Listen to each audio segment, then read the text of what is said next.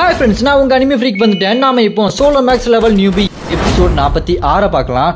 நீங்கள் இதுக்கு முன்னாடி எபிசோட பார்க்கலன்னா நான் டிஸ்கிரிப்ஷனில் லிங்க் கொடுக்குறேன், மறக்காமல் போய் பார்த்துருங்க. இந்த வீடியோக்கு லைக் பண்ணி உங்கள் சப்போர்ட்டை கொடுங்க. இந்த எபிசோட் ஸ்டார்டிங்கில் நம்ம ஹீரோ அந்த புத்திர்கட்டு போட்டவங்க கூட சண்டை போட்டுருக்கு. அந்த புத்திர்கட்டு போட்டவன் நம்ம ஹீரோ அட்டாக் பண்ணிகிட்டே இருப்பான். ஆனால் நம்ம ஹீரோ தான் ஒரு 3 பொம்மை மாதிரியான ஒரு மான்ஸ்டர், வித்தியாசமான மான்ஸ்டரை கொண்டு வர அதை அவன் சரசரன்னு வெட்டிக்கிட்டே இருப்பான். நம்ம ஹீரோ அதை வச்சு டாஜ் பண்ணி அப்படி பின்னாடி போயிட்டு இருக்க. அதை பார்த்து அவன் செம கடுப்பாயிருவான். என்னடா இந்த மாதிரி வித்தியாசமான கோமாளி மான்ஸ்டர்ஸ் எல்லாம் உள்ள வர வச்சு என்னை ரொம்ப கடுப்பேத்துறான், இவன் எப்படி என் அட்டாக்ல இருந்து தப்பிச்சு போய்கிட்டே இருக்கான், டே உன்னை விட மாட்டேன்டா அப்படின்னு சொல்லிட்டு என்ன பண்ணிட்டு இருப்பான்.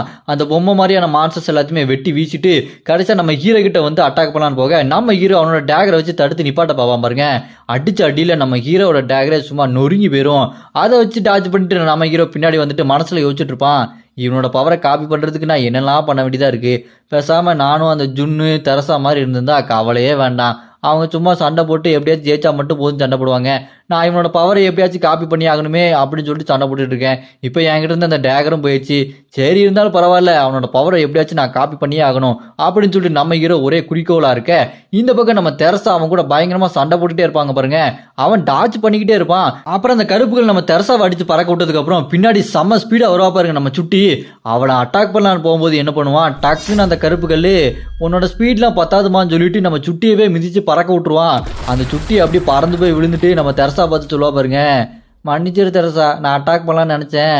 அவன்கிட்ட தடுக்கிற பவர் ரொம்ப அதிகமாகவே இருக்கு, அதை தடுத்து நம்ம திருப்பி அட்டாக் பண்ணுறது ரொம்ப கஷ்டம் அப்படின்னு சொல்ல, அதை கேட்டு நம்ம தெரசா, இல்லை ஏதாச்சும் ஒரு வாய்ப்பு இருக்கும், அவங்ககிட்ட ஒரு வீக்னஸ் இருக்கும், கண்டிப்பாக அதை தெரிஞ்சு நம்ம அட்டாக் பண்ணணும் அப்படி சொல்லிட்டு தெரசா சொல்ல, அதை கேட்டு சுட்டி, இல்லை அதுக்கெலாம் வாய்ப்பே இல்லை, அவன் ரொம்ப பவர்ஃபுல்லாக இருக்கான், தடுக்கிற டெக்னிக்கை மீறி நம்ம சண்டை போட முடியாது அப்படின்னு சொல்ல, அதை கேட்டு தெரசா சொல்லுவா பாருங்க, இல்லை அதுக்கு வாய்ப்பு இருக்கு, நான் இதுக்கு முன்னாடி ஜின்னுக்கிட்ட கேட்ட கேள்விக்கு அந்த ஜின்னு என்ன பதில் சொன்னார் தெரியுமா அப்படின்னு சொல்லிட்டு தெரசா சொல்ல, அங்கே ஒரு சின்ன ஃப்ளாஷ்பேக்கு நம்ம தெரசா ஜின்னுக்கிட்ட நீங்கள் எப்படி எல்லா சண்டையிலையும் ஜெயிக்கிறீங்க அப்படின்னு சொல்லிட்டு கேட்க, அதுக்கு நம்ம ஹீரோ சொல்லுவார், அதுவா அது ரொம்ப சிம்பிள், நான் தான் எப்படி ஜெயிப்பேன் அப்படின்ற ஒரு நம்பிக்கை மட்டும் இருந்தால் போதும், நம்ம ஈஸியாக ஜெயிக்கலாம் அப்படின்னு சொல்ல, அதை அப்படியே தெரசா இங்கே சுட்டிக்கிட்ட சொல்லுவாளா. அப்போ ஒரு பிளானை போட்டுருவாங்க. அப்புறம் என்ன பண்ணுவான், அவன் இருக்கான் பாருங்க கருப்புக்கல், நம்ம தெரசாவை அட்டாக் பண்ணுறதுக்காக அட்டாக் பண்ணுவான். இருந்தாலும் அந்த அட்டாக்கை வாங்கிட்டு அப்படியே சும்மா கல் மாதிரி நிற்பாங்க. என்ன என் பேர் தானே கருப்பு கல், இவன் என்ன கல் மாதிரி நிற்கிறா அப்படின்னு சொல்லிட்டு மறுபடியும் அந்த கருப்புகள் என்ன பண்ணுவான், அவங்ககிட்ட இருந்து அந்த வில்லம் போய் யூஸ் பண்ணி சும்மா சரசரன்னு ஒரே அம்பு மலையா போயிட்டே இருக்கும் பாருங்க. அந்த எல்லா அட்டாக்குமே ஈஸியாக டாஜ் பண்ணிட்டு நம்ம தெரசா அவன்கிட்ட போக, அவனை அப்படியே பிடிச்சோன்னு அவன் பயந்துட்டு, என்னம்மா நீ என்கிட்ட வர, இவனை இப்படி இருக்கா அப்படின்னு சொல்லிட்டு நம்ம தெரசா போட்டு மிதிப்பான் பாருங்க. இருந்தாலும் நம்ம தெரசா, டே உன்னோட பாச்சாலாம் என்கிட்ட பழிக்காதுடா, நான் ரொம்ப மன உறுதியோடு இருக்கேன், இந்த சண்டையில் நான் தாண்டா ஜெயிப்பேன் அப்படின்னு சொல்லிட்டு வெறித்தனமாக இருக்க. டக்குன்னு பார்த்தா இந்த பக்கம் அவருக்கா பார்த்தீங்களா சுட்டி, அவகிட்ட இருக்க மேஜிக் பவர் யூஸ் பண்ணி ஒரு ஸ்பியர் மாதிரி உருவாக்குவா, ஈட்டி மாதிரி, அதை வச்சு அட்டாக் பண்ணலான்னு சொல்லிட்டு சுட்டி ரெடியாக இருக்கும்போது அப்போ தாங்க இவங்களோட பிளான் என்னன்னே தெரியுது. நம்ம தெரசா அந்த கருப்புக்கல்ல நகராமல் பிடிச்சி வச்சுட்டாங்கன்னா அந்த தடுக்கிற சக்தி வேலை செய்யாது. அப்போ நம்ம சுட்டி அவளோட அந்த ஈட்டியை வச்சு அட்டாக் பண்ணானா அந்த தடுக்கிற சக்தி வேலை செய்யாமல் போயிடும். அந்த பிளானை யூஸ் பண்ணி தாங்க இங்கே அட்டாக் பண்ணுறாங்க.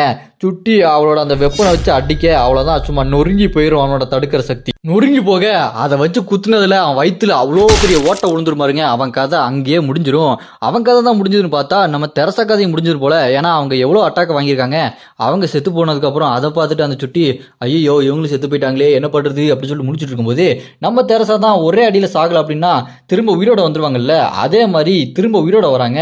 அதை பார்த்துட்டு அங்கே சுட்டி பொண்ணு, நீங்கள் எப்படி உயிரோட வந்தீங்க அப்படின்னு சொல்ல, அதுவா என்கிட்ட இந்த மாதிரி பவர் இருக்குது அப்படின்னு சொல்ல, அதை கேட்ட அந்த சுட்டி பொண்ணு, ஓ அப்படியா, அப்படின்னா இதுக்கப்புறம் நான் யார் கூட சண்டை போனாலும் இந்த மாதிரி சண்டை போடலாமா, பரவாயில்லையே அப்படின்னு சொல்ல, அதை கேட்டு தெரசா, இந்த பாருமா அப்படிலாம் கிடையாது, என்கிட்ட மட்டும் தான் அந்த பவர் இருக்குது, மற்றவங்க கிட்ட அது கிடையாது அப்படின்னு சொல்லிட்டு தெரசா சொல்லிட்டு இருக்க.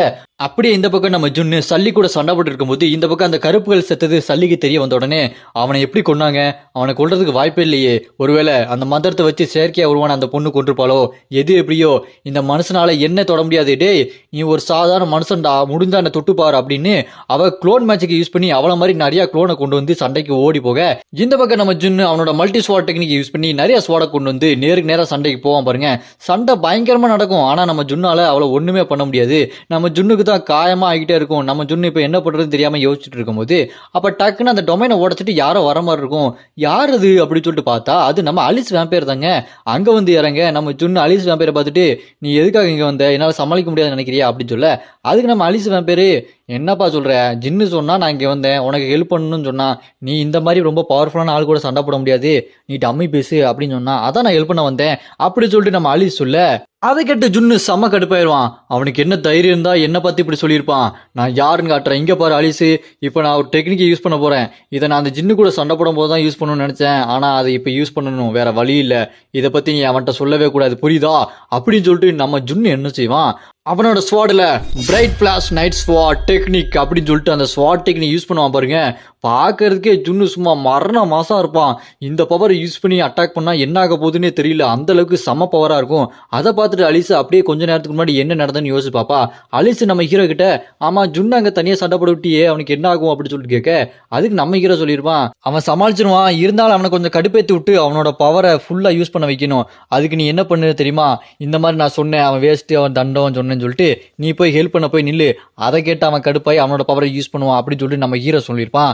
அதை தான் இங்க வந்து நம்ம அலிசு ஜுன்னு கிட்ட சொல்ல, ஜுன்னு அவனோட பவரை யூஸ் பண்ணுவான் பாருங்க. அதை பார்த்துட்டு அலிசு மனசுல யோசிச்சுட்டு இருப்பா, ஜின்னுக்கு எதை பண்ணா எப்படி நடக்கும்னு எல்லாமே தெரியுது, எங்க சுவிட்சை தட்டுனா எங்க லைட் எரியுதுன்னு முதற்கொண்டு நம்ம ஜின்னுக்கு தெரியுது, ஜின்னு வேற லெவல் அப்படி சொல்லிட்டு நம்ம அலிசு மனசுல யோசிச்சுட்டு இருக்க. அங்க கட் பண்ண இந்த பக்கம் அந்த புத்தூர் கட்டு போட்டவன் சும்மா செம்ம ஸ்பீடா நம்ம ஹீரோவை அட்டாக் பண்ணிட்டே இருப்பான் பாருங்க. நம்ம ஹீரோ என்ன பண்ணுவான், மேஜிக் பவர் யூஸ் பண்ணி செவுரு மாதிரி உருவாக்கி அதை அப்படியே பிளாக் பண்ணிட்டு அசால்ட்டா நின்றுட்டு இருப்பான். அவன் கடுப்பாய் வெட்டிக்கிட்டே இருக்க. அப்போ அவனுக்கு ஒரு மாதிரி ஃபீல் ஆகும் பாருங்க. டக்குன்னு யோசிப்பான், என்னது 2 பேரும் செத்து போயிட்டாங்களா, அந்த கருப்பு கல்ல அந்த மந்திரத்தால உருவான செயற்கை பொண்ணு கொட்டுறதுக்கு ஒரு 50-50 வாய்ப்பு இருக்கு, அவன் செத்துருக்க வாய்ப்பு இருக்கு.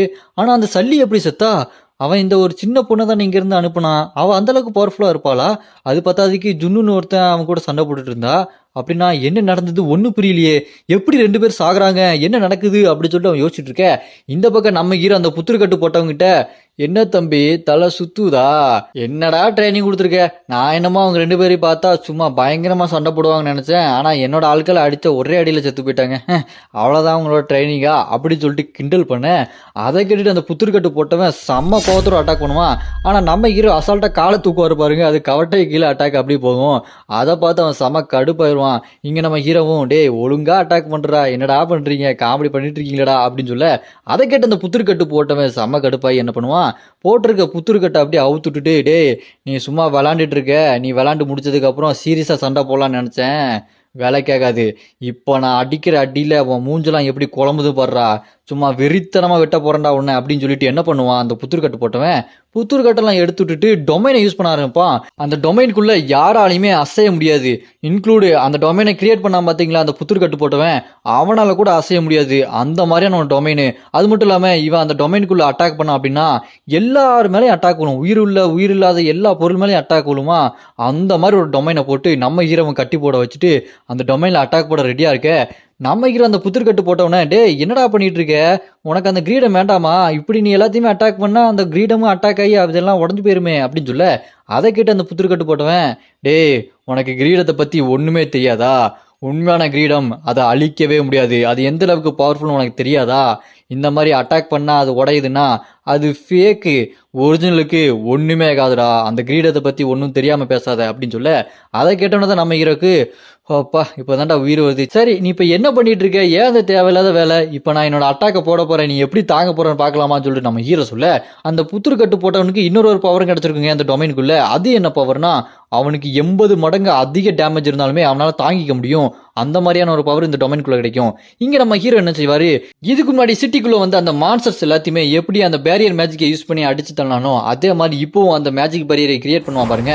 அதுல தனுஷ் ராசி வரும், அது வந்து வில்லம்போட ரெடியா இருக்கும்போது நம்ம ஹீரோ என்ன பண்ணுவான், இதுக்கு முன்னாடி அந்த எல் கிராமத்துல அந்த டேகர்லாம் எடுத்துட்டு வந்தான் பாத்தீங்களா, அந்த டேகர்ல கைப்பிடி எல்லாத்தையுமே பிரிச்சு எடுத்துட்டு அந்த டேகரோட ஷார்ப்பான பகுதியை மட்டும் கொடுக்க, அது விடும் பாருங்க அம்பு செம்ம ஸ்பீடா போகும், போய் அந்த புத்துருக்கட்டு போட்டவனை அட்டாக் பண்ண அவன் அப்படியே தாங்கிட்டு நிக்கிற மாதிரி இருக்கும்.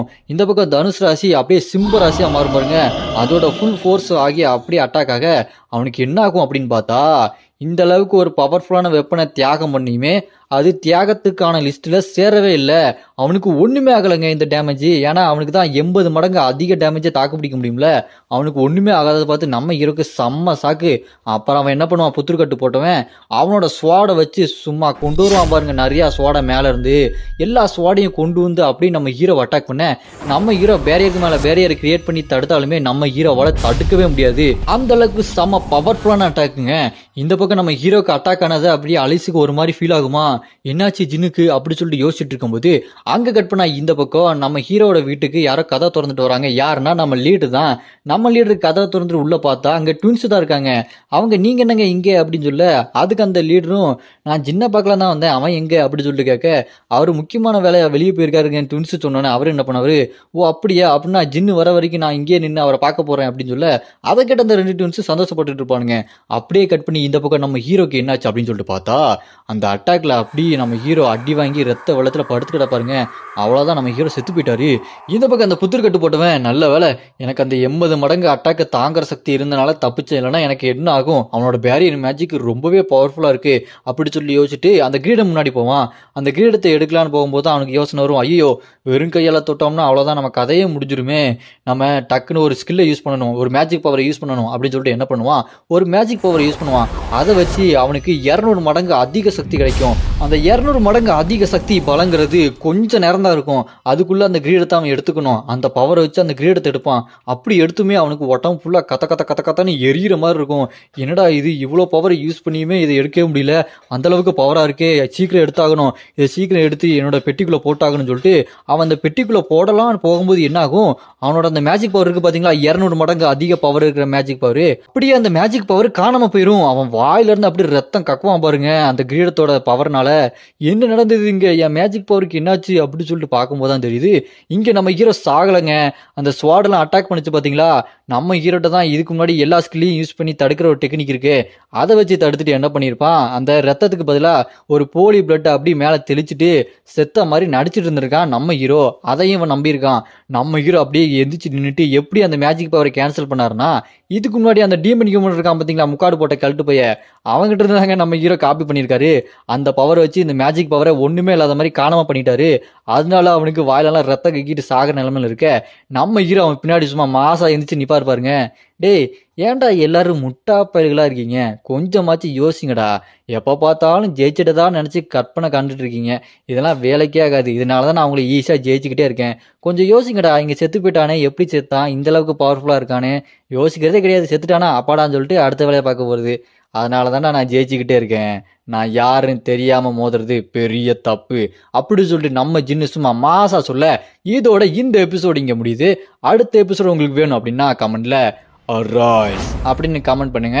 இந்த எபிசோடு உங்களுக்கு பிடிச்சா மறக்காம லைக் பண்ணி சப்போர்ட் பண்ணுங்க.